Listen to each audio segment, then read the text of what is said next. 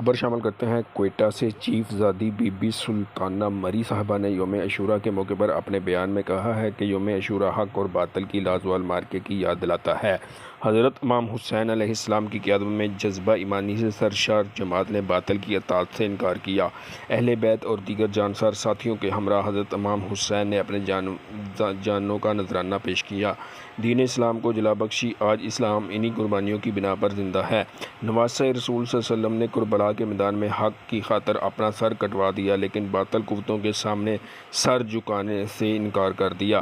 اسلامی تاریخ میں محرم الحرام نہایت عزت و احترام اور فضیلت والا مہینہ ہے، کیونکہ اس مہینے میں حضرت امام حسین نے دین کی سربلندی، حق اور صداقت کی خاطر اہل بیت اور جانسار ساتھیوں کے ہمراہ جام شہادت نوش فرمایا۔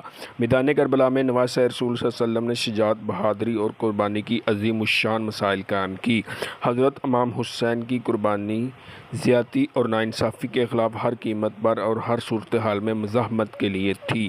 نیوز 4 کے بیورو چیف حاجی طورحہ مری، کوئٹہ، بلوچستان۔